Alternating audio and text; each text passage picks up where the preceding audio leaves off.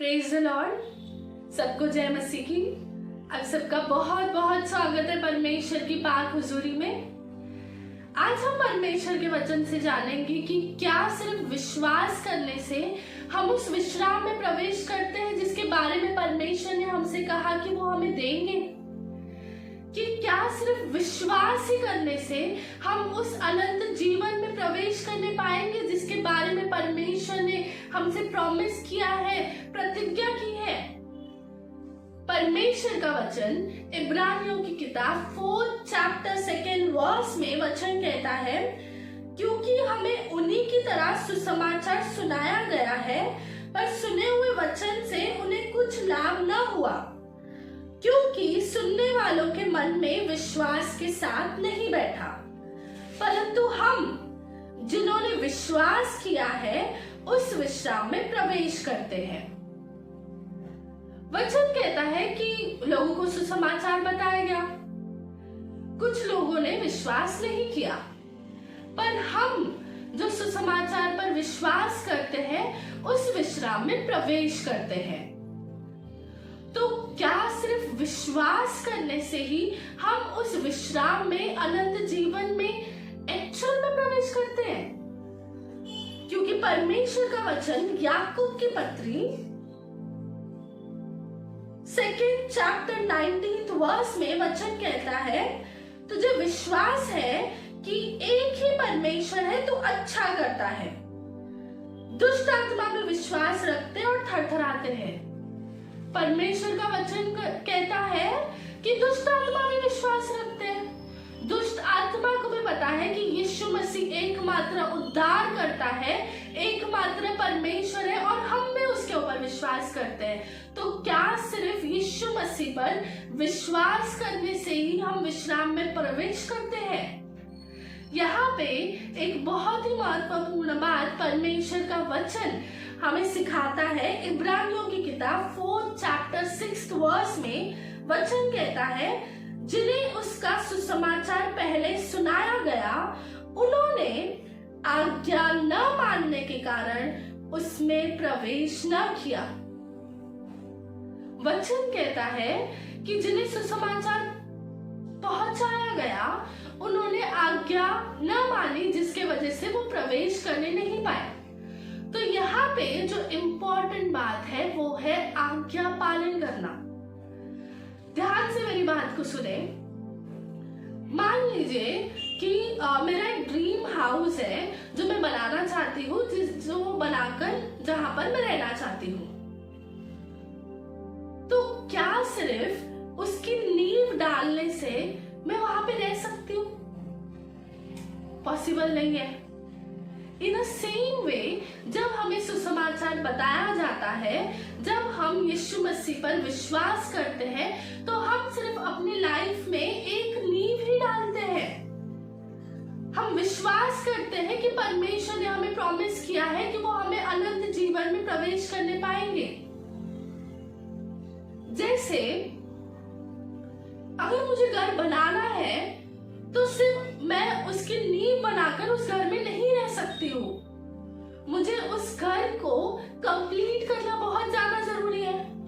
तो मुझे क्या करना है, वहां पर जो भी जरूरी चीजें हैं, जो कि सीमेंट है, पानी है, जो भी जितनी भी जरूरी चीजें हैं जो घर बनाने के लिए लगती है, वो मुझे प्रोवाइड करते रहनी है। तब तक प्रोवाइड करते रहनी है जब तक मेरा घर बनकर रेडी नहीं हो जाता, जब तक मैं उसमें रह नहीं पाती। करेक्ट?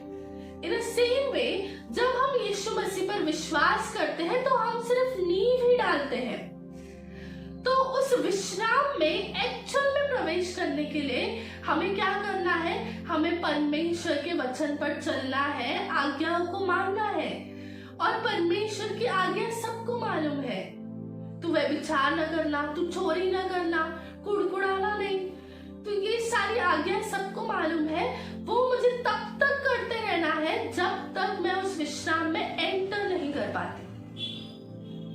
मान लीजिए कि मैंने घर की नींव डाली और मैंने जरूरी चीजें भी प्रोवाइड की, तो मेरा घर बनना स्टार्ट हुआ।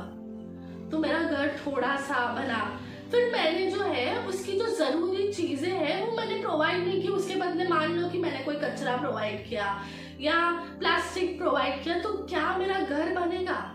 पॉसिबल ही नहीं है।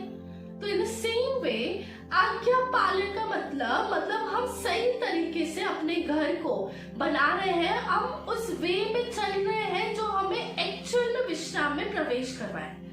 जब हम आज्ञाओं का उल्लंघन करते हैं तो हम एक्चुअल में क्या करते हैं, हमको जो जरूरी चीजें उस विश्राम में प्रवेश करने के लिए जो चाहिए, वो घर बनाने के लिए जो चाहिए, वो हम प्रोवाइड नहीं करते। उसके बदले हम और कुछ प्रोवाइड करते हैं जिससे वो चीजें जो है, वो घर जो है बनकर तैयार नहीं हो सकता, जिससे हम विश्राम में प्रवेश नहीं कर सकते। जैसे मान लीजिए कि मुझ तक सुसमाचार पहुंचा और मैंने यीशु मसीह पर विश्वास किया, उनके वचन मैंने सुनना स्टार्ट किया, तो मुझे पता चला कि व्यभिचार करना बुरी बात है, निंदा करना बुरी बात है, हमें एक दूसरे से प्रेम करना है। तो मैंने क्या किया, मैंने स्टार्टिंग में तो परमेश्वर का वचन जो है वो खरे मन से फॉलो करना स्टार्ट किया। तो मतलब मैं सही डायरेक्शन में चल रही हूँ तो मैं विश्राम में प्रवेश करने पाऊंगी। मैं सही डायरेक्शन में चल रही हूँ मतलब मैं सही चीजें प्रोवाइड कर रही हूँ अपना घर बनने के लिए, कंप्लीट करने के लिए, एक्चुअल में उसमें प्रवेश करने के लिए। फिर ऐसा 1 हफ्ता 2 हफ्ता मैंने परमेश्वर के वचन पर चला।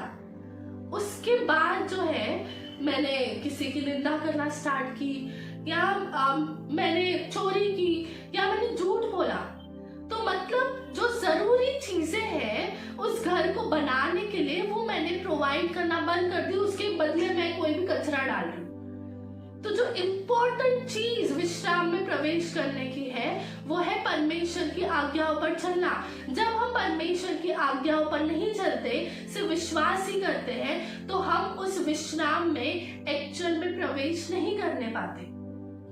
इब्रानियों की किताब 4 चैप्टर 11 वर्स में वचन कहता है, अतः हम उस विश्राम में प्रवेश करने का प्रयत्न करें, ऐसा न हो कि कोई जन उनके समान आज्ञा न मानकर गिर पड़े। तो मतलब ये पॉसिबिलिटी है कि हम जो है अपने विश्राम में प्रवेश करने से पहले हम गिर जाए। लिखा है विश्राम में प्रवेश करने का प्रयत्न करें, मतलब मैं घर को तब तक बनाऊं जब तक मेरा घर बनकर रेडी नहीं हो जाता। मतलब मैं परमेश्वर के वचन पर तब तक चलती रहूं जब तक मैं उस विश्राम में एंटर नहीं कर लेती। तो जो यहाँ पे इम्पोर्टेंट बात है जो हमें सीखनी है वो है कंसिस्टेंसी। क्योंकि वचन कहता है मत्ती की किताब 24 चैप्टर 13 वर्स में, जो अंत तक धीरज धरता है उसी का उद्धार होता है। तो अगर हमें विश्राम में प्रवेश करना है तो ये बहुत ही ज्यादा जरूरी है कि हम परमेश्वर के वचन को पकड़े रहें और अंत तक उस पर जो है चलते रहें। मैं ये वचन फिर से पढ़ूंगी।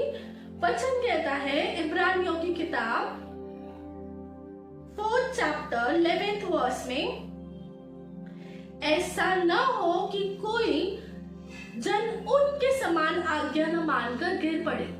ये जो वचन है, जो यहाँ पे वर्ड लिखा हुआ है, कोई जन उनके समान आज्ञा न मानकर गिर पड़े, वचन जो है पुराने नियम को दर्शाता है। पुराने नियम में एक रियल किस्सा जो हुआ था उसको दर्शाता है।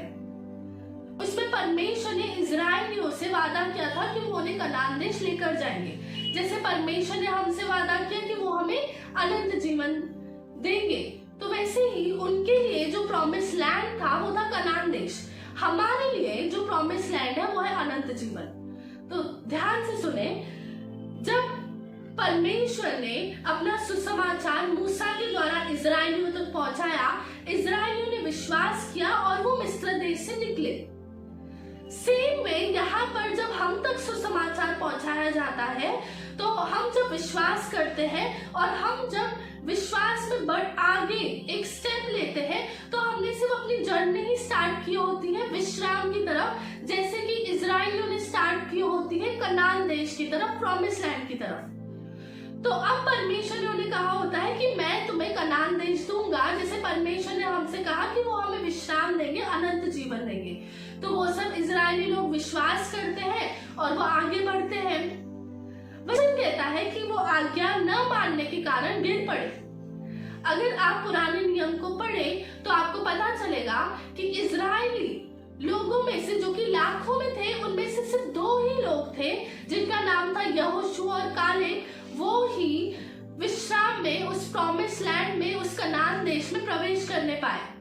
बाकी सब जो है वो आज्ञा न मानने के कारण गिर पड़े। उन्होंने तो विश्वास भी किया था पर वो विश्वास में बने नहीं रहे। इन द सेम वे, जब हम विश्वास करते हैं, ये बहुत ही ज्यादा जरूरी है कि हम विश्वास में बने रहे, परमेश्वर के वचनों पर चलते रहे, जैसे वो हमें गाइड कर रहे हैं हम उसके अनुसार चलते रहे, ताकि हम उस विश्राम में, उस अनंत जीवन में प्रवेश करने पाए। हालेलुया। तो यहाँ पे जो महत्वपूर्ण बात हमें सीखने को मिलती है वो है कंसिस्टेंसी, मतलब परमेश्वर में बने रहना। आमीन। परमेश्वर आपको इस वचन के द्वारा बहुत बहुत आशीष दे। God bless you all.